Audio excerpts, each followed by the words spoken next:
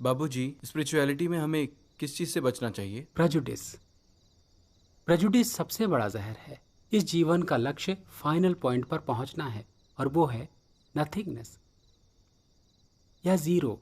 इस पॉइंट तक पहुंचते पहुंचते सारी ताकतें, काम, यहां तक कि सारे स्टिमुलस भी गायब हो जाते हैं।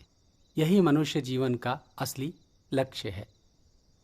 मास्टर, इस फाइनल पॉइंट तक तेजी से कैसे पहुंचा जा सकता है? इम्पेशेंस या कांस्टेंट रेस्टलेसनेस सबसे ज्यादा जरूरी फैक्टर है।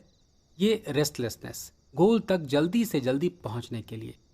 रेस्टलेसनेस पैदा होने से हमारे दिल में डिवाइन करंट बहने लगती है, खुदा की तरफ जाने का रास्ता खुल जाता है। अगर तुम किसी को पानी में डुबो दो तो वो बाहर निकलने के लिए एफर्ट करता है और बेचैन हो जाता है।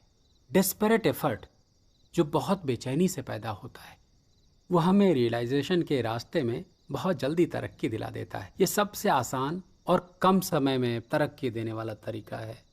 बाबूजी, इस एक्सट्रीम रेस्टलेसनेस को कैसे क्रिएट किया जा सकता है? देखो, जब हम किसी से प्यार करते हैं तो उसको बार बार याद करते हैं। अब डिवाइन लव को पैदा करने के लिए इस तरीके को उल्टा कर देना है। अगर ईश्वर को बार बार याद करते हैं तो हमारे भीतर ईश्वर के लिए खुद ही प्यार पैदा हो जाता है। अगर हम इससे पूरे दिल से करते हैं तो ये हमारे दिल में ईश्वर से मिलने के लिए बेचैनी पैदा कर देता है। अगर तुम अपना ध्यान ईश्वर की तरफ लगा लो और स्ट्रांग विल, फेथ और कॉन्फिडेंस से आगे बढ़ो तो कोई भी परेशानी तुम्हारे रास्ते में रुकावट नहीं पैदा कर सकती।